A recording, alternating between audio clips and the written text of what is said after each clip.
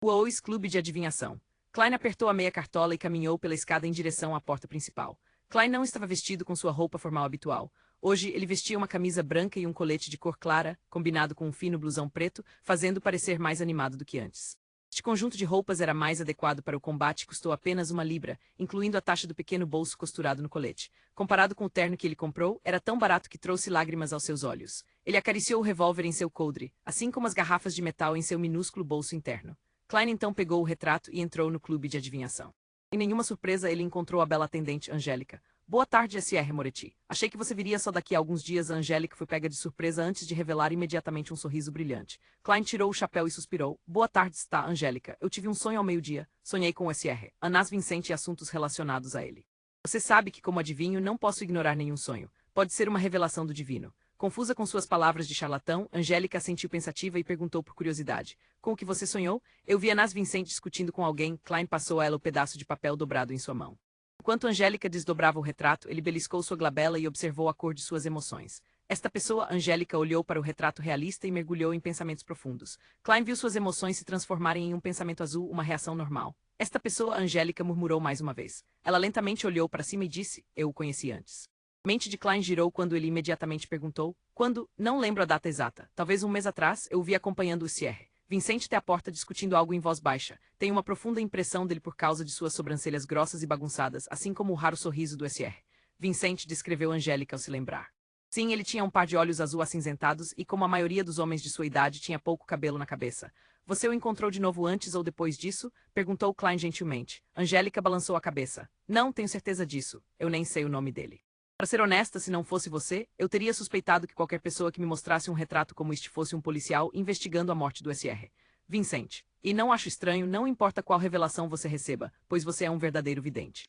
Minhas desculpas, sou um policial, Klein retrucou em silêncio enquanto suspirava e dizia. Um verdadeiro vidente entende o quão minúsculo ele realmente é comparado à vastidão do destino. Podemos ver apenas um canto nebuloso, sempre recebendo revelações, mas nunca respostas. Devemos sempre refletir sobre elas e manter nosso respeito e medo. Devemos decifrar essas dicas com cautela e não nos ver como os inteligentes que assumiram o controle do destino. Ao resumir o que tinha descoberto nas últimas semanas, Klein de repente percebeu que sua visão espiritual ficou mais clara. Ele podia até mesmo distinguir os detalhes dentro da aura de Angélica. Nesse momento, ele se sentia como um homem míope que usou óculos do grau certo.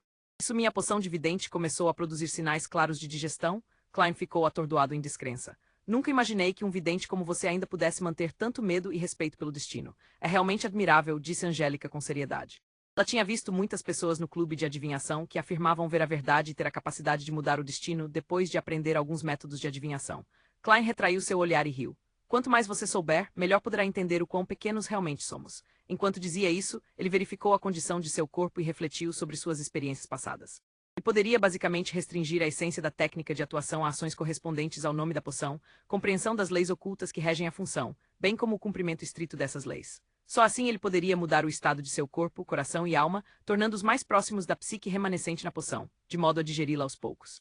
O reconhecimento da identidade de um vidente é apenas um fator na superfície. A razão pela qual isso fez a minha espiritualidade parecer leve tem a ver com a forma como a resposta fortaleceu a afirmação de ações particulares de adivinhação.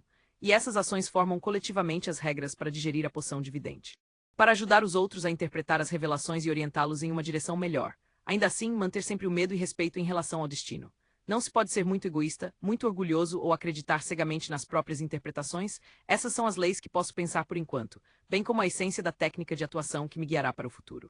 Continuar com tanto sucesso não precisarei de meio ano. Talvez em 2 ou 3 meses, ou mesmo em 2 ou 3 semanas, estarei pronto para digerir a poção por completo. Esse sinal é muito óbvio. Não é de admirar que o misterioso Sr. Zaratu tenha dito que o Beyonder sentirá isso claramente quando a poção for toda digerida. Não há necessidade de que alguém ensine-o. O que é assim como agora, embora minha visão espiritual tenha melhorado um pouco, sei muito bem que isso é apenas uma parada no processo de digestão e não o destino final. Com isso em mente, Klein não pôde deixar de agradecer ao palhaço de terno por ensiná-lo com sua vida. Se não fosse por ele, provavelmente passaria meses no clube de adivinhação, analisando as regras de um vidente através de inúmeras tentativas, para o bem ou para o mal, antes de começar a atuar da forma certa. Sr. Moretti, às vezes até penso em você como um filósofo, disse Angélica com um suspiro ao ouvir a resposta de Klein.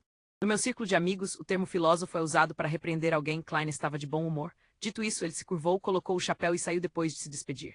Embora Angélica não soubesse o nome ou a identidade do cavalheiro, Klein não estava deprimido. O que ele aprendeu foi suficiente para se envolver na próxima fase de seu plano. Rua Zoutelan, 36. Dentro da companhia de segurança Espinho Negro, Dune olhou para o retrato em suas mãos com seus profundos olhos cinzas. Você deseja realizar uma busca por esta pessoa? Sim, Klein há muito preparou uma razão para isso. Capitão, eu não mencionei que iria ao clube de adivinhação para observar as reações de seus membros sobre a morte repentina de Anas Vincent. Não descobri nada ontem, mas acidentalmente descobri hoje que a pessoa no retrato apareceu uma vez com Anas Vincent e estava discutindo algo secreto com ele. Eu folheei o relatório de investigação de nossa equipe agora, mas não descobri nenhuma pessoa parecida no relatório. Não havia brechas em sua descrição.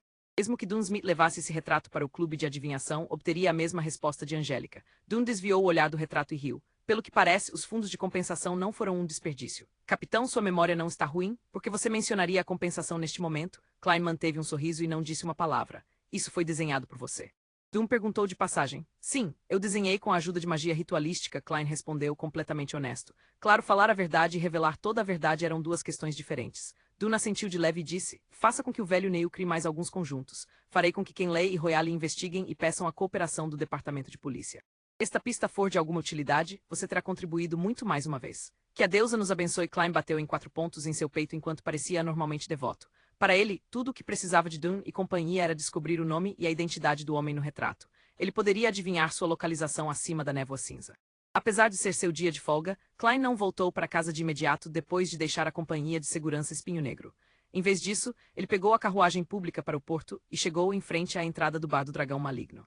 Em suas considerações, embora um vidente carecesse de meios para entrar em combate direto com o inimigo ou de lançar feitiços com rapidez, o combate poderia ser classificado de várias maneiras. Nem todas as batalhas eram encontros casuais. Contanto que ele tivesse tempo suficiente para se preparar, um vidente poderia lidar de forma semelhante com o inimigo usando magia ritualística.